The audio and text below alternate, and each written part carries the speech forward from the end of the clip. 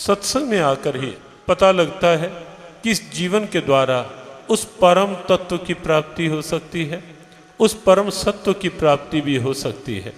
लेकिन हम केवल उन प्राप्तियों तक सीमित रह गए, सिमटे रह गए जो केवल यहीं तक की प्राप्तियां थी, जिससे न लोक में शांति मिली न परलोक में ही जो प्राप्तियां साथ निभा पाई, केवल वहीं तक। सत्संग में आकर पता लगता है कि इस जीवन के द्वारा लोक भी बनाया जा सकता है और परलोक भी बनाया जा सकता है इस जीवन के द्वारा।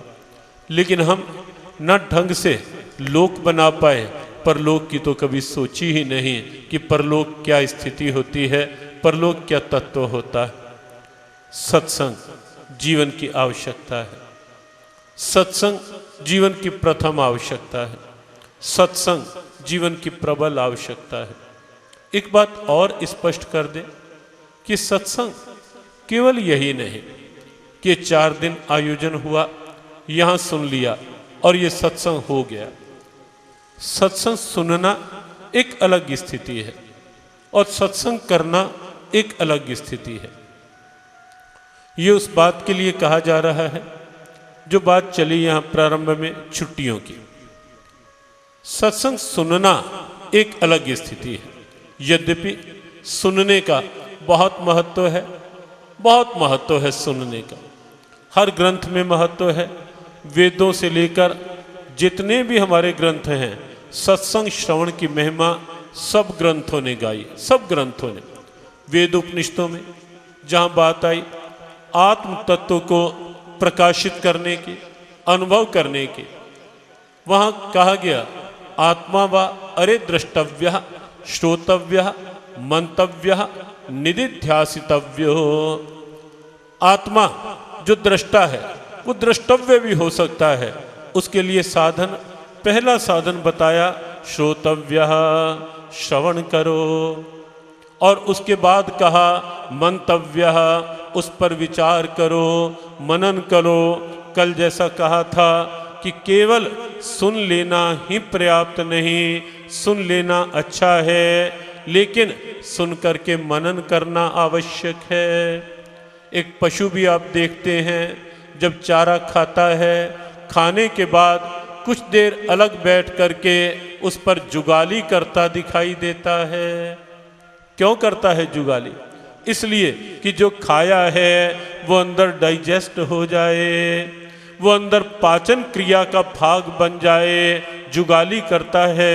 शास्त्रों में मनन की बात जो आई, श्रोतव्य मंतव्य, मनन करो, विचार करो, अर्थात जुगाली करो। सुनी हुई बात अपनी बन जाए, सुनी हुई बात अंदर डाइजेस्ट हो जाए। नवदा भक्ति की बात जहां आई, विष्णु पुराण में भी आई और भागवत पुराण में भी बिल्कुल वही का वही श्लोक आया। उस नवदा भक्ति में जो प्रथम भक्ति कही गई, श्रवणम कीर्तनम विष्णु स्मरणम पाद सेवनम, वहां भी पहली भक्ति श्रवण बताई गई, श्रवण करो। श्री रामचरितमानस में वहां भी नवदा भक्ति की बात है। भगवान राम ने जो शबरी को नवदा भक्ति का संदेश दिया, उपदेश दिया, उसमें अलग ढंग से प्रथम भक्ति जो कही गई, वहां कहा गया प्रथम भक्ति संतन कर संगा, और उसके साथ दूसरी रतिमम कथा प्रसंगा। प्रथम भक्ति संतन कर संगा। लेकिन वहां एक बात बहुत महत्व की, जो नवदा भक्ति कहने से पहले भगवान राम ने शबरी से कहा, बहुत प्यारी चौपाई है। भगवान राम कहते हैं, ए शबरी, ए भामिनी, मैं तुझे नवदा भक्ति कहने जा रहा हूं। नवदा भक्ति कहूं तो ही पाही। और आगे कहा, सावधान सुनो, सावधान होकर श्रवण करो। और श्रवण करके क्या करो? सावधान सुनो, धरो मन माही। श्रवण का पूरा विज्ञान बता दिया इस एक अर्धाली में। सावधान सुनो और धरो मन माही। सुनो भी कैसे? केवल औपचारिकता में नहीं। देखो, सत्संग श्रवण करना केवल मनोरंजन के रूप में वो कोई बहुत अधिक गरिमा में नहीं है। सत्संग श्रवण करना केवल चलो हम भी जाते हैं, वो भी कोई बहुत ठीक है, ना आने से आना अच्छा है। लेकिन सत्संग श्रवण की गरिमा क्या है? भगवान राम शबरी से कहते हैं, सावधान सुनो, सावधान होकर सुनो। और क्या करें? धरो मन माही, उसे मन में धारण करो, मन में धारण करो। तो रामचरितमानस, वैसे बहुत रामचरितमानस में जहां भगवान राम ने वाल्मीकि से पूछा कि 14 वर्ष के वनवास में हूं, कहाँ रहूं, संक्षेप में बात, बहुत मीठा प्रसंग है, संक्षेप में केवल कहा कहाँ रहूं। वाल्मीकि ऋषि मुस्कुराए और कहने लगे, भगवान मेरे से पूछ रहे हो कहाँ रहूं? पहले ये बताओ आप कहाँ नहीं हो, फिर मैं बताता हूं कि आप कहाँ रहो। भगवान राम ने इशारा किया ऐसे, भाई यहां 14 वर्ष के वनवास की बात पूछ रहा हूं मैं कि कहाँ रहूं, उस स्थिति की नहीं। वे जानते थे कि वाल्मीकि तो जानते हैं कि राम कौन है, जानते थे। एक भाई कई बार पूछते हैं कई लोग कि एक राम दशरथ का बेटा, ऐसा कई बार कई लोग जिन्होंने केवल कटाक्ष करना होता है, शंका ही करनी होती है, तो कई लोग ऐसा कहेंगे, एक राम दशरथ का बेटा, एक राम घट घट में लेटा, एक राम का सकल पसारा, एक राम सब जग से न्यारा। ये क्या है? ऐसा कुछ नहीं। वही राम दशरथ का बेटा, वही राम घट घट में लेटा, उसी राम का सकल पसारा, वही राम सब जग से न्यारा। राम वही है, राम वही। रामचरितमानस में इसके प्रमाण में बहुत कुछ है। एक जगह जहां लिखा, विषयकरण सुरजीव समेता, सकल एक ते एक सचेता, सबकर परम प्रकाशक जोई। यहां आगे आप देखिए कितनी गहरी बात, राम अनादि और अवधपति सोई। राम अनादि लेकिन अवधपति सोई, वही जो अब अवधपति है वही राम अनादि है। वाल्मीकि ऋषि ने कहा, भगवान पहले ये बताओ कहाँ नहीं हो, फिर मैं बताता हूं। भगवान राम ने चुप करवाया, इशारा करवाया, चुप हो गया। लेकिन फिर भी बाज नहीं आया। फिर भी जब कहने लगे, कहते कहते कहां पहुंच गए। और वो प्रसंग आप यदि देखें कि किस प्रकार से महर्षि वाल्मीकि ने भगवान राम के रहने के स्थान बताए, और उसमें पहला कौन सा बताया? जिनके श्रवण समुद्र समाना, ये पहला स्थान बताया। जिनके श्रवण समुद्र समाना, कथा तुम्हार सुभग सरी नाना। जिनके कान समुद्र की तरह हैं और आपकी कथाएं, आपका सत्संग, आपकी चर्चा उनमें नाना प्रकार की नदियों की तरह प्रवेश करती रहती है। लेकिन फिर भी उन्हें लगता है और सुने और सुने और सुने। जिनके श्रवण समुद्र समाना, कथा तुम्हार सुभग सरी नाना। भर ही निरंतर हो ही न पूरे, तिनके तिनके हिये तुम करो गृह रूरे। राघव तुम उनके हृदय में जाकर निवास करो। किनके? जिनको सत्संग श्रवण की ललक है, जिनको हर समय लगता है कि आपकी वाणी सुने, आपकी चर्चा सुने, आपका नाम सुने, आपका सत्संग सुने, जिनकी ये प्यास रहती है। और सुनते सुनते भी लगता है और सुने और सुने, क्योंकि हरि अनंत, हरि कथा अनंता, कहाँ ही सुनहि बहुविधि सब संत। महर्षि वाल्मीकि कहते उनके यहाँ निवास, उनके हृदय में निवास। तो यहां भी आप देखें श्रवण की महिमा। हर ग्रंथ में, गीता में श्रवण को एक स्वतंत्र साधन के रूप में लिया गया, जहां कहा गया ध्यानेन आत्मनि पश्यन्ति केचिदात्मानमात्मना अन्य सांख्य योगेन कर्म योगेन चापरे। कुछ लोग ऐसे होते हैं जो ध्यान की स्थिति में बैठकर अपने अंदर अपने आप में अपने आप से ही उस तत्व के साक्षात्कार की स्थिति बनाते हैं।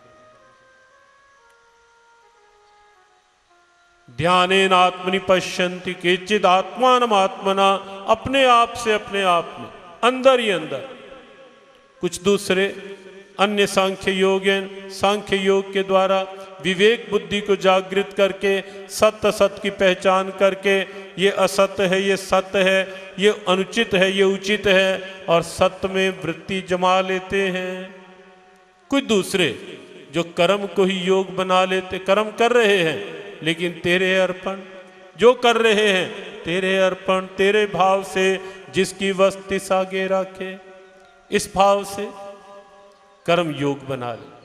लेकिन उसके बाद कहा अन्ये त्वेव जानन्तः श्रुत्वान्येभ्यः उपास्ते, कुछ ऐसे भी हैं जो ध्यान नहीं लगा पाते, जिनकी बुद्धि बहुत प्रखर नहीं है, जो कर्म को योग बना पाए ऐसी भी क्षमता नहीं बना पाते। अन्य ऐसे साधक क्या करते हैं, ऐसे इच्छा है कल्याण की, क्या करते हैं, अन्ये त्वेम जानन्तः श्रुत्वान्येभ्यः उपास्ते, वो श्रवण को ही उपासना बना लेते, सत्संग सुनने को। और गीता ने कहा तेपि चात्तित्रन्तिरेव मृत्युम श्रुति प्रायणः, वो भी पार कर जाते हैं भाव से। कैसे? श्रुति प्रायणः, श्रवण के प्रायण होकर सुनते सुनते सुनते सुनते आंख खुल जाती है। गुरबाणी ने कहा सुन सुन अंधे पाइये राह, सुनिए हथ हुए असगाह। बहुत महिमा है गुरु ग्रंथ साहब जी में भी। सुन सुन अंधे पाइये राह, सुनिए हथ हुए असगाह।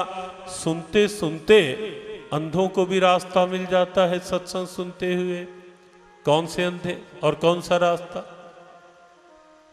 बाहर की आंख के नहीं, बाहर की आंख के नहीं, अंदर की जिनकी आंख बंद है। देखो, एक तो ये आंख है जो बाहर से देख रही है इस संसार, ये भी महत्वपूर्ण है, कोई दो राय नहीं, बहुत महत्वपूर्ण है। लेकिन एक आंख और है जो विवेक की, विचार की, ज्ञान। गीता ने उसे 2 बार ज्ञान चक्षुषा कहा।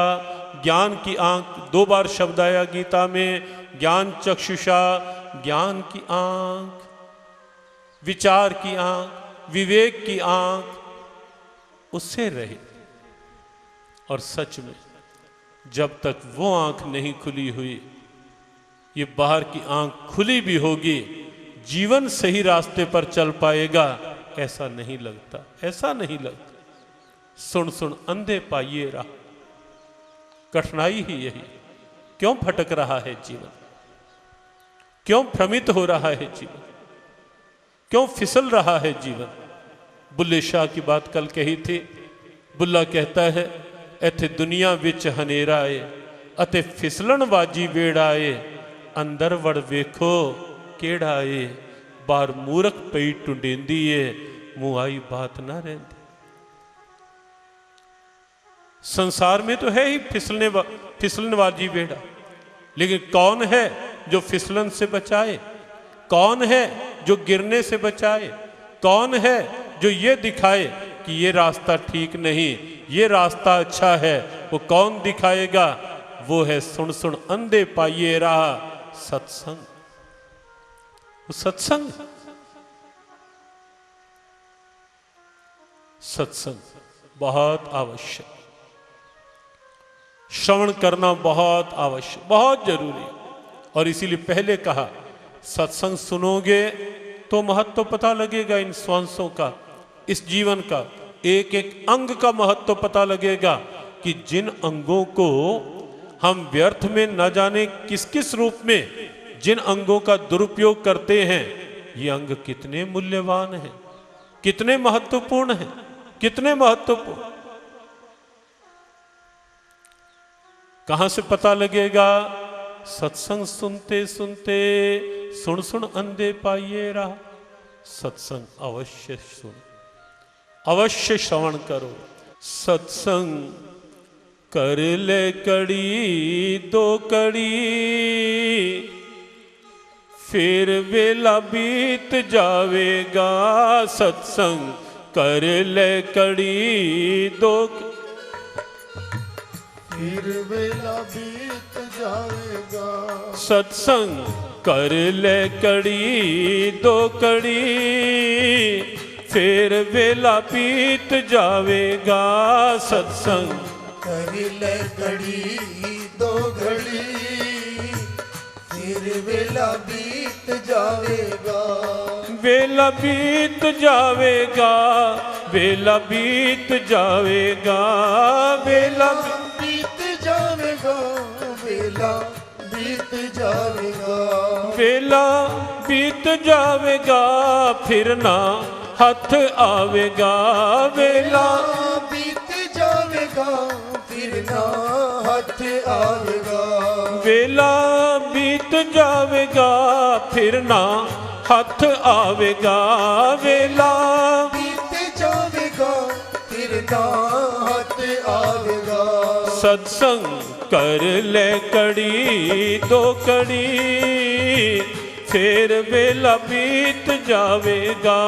सत्संग कर ले घड़ी दो घड़ी, फिर वेला बीत जाएगा।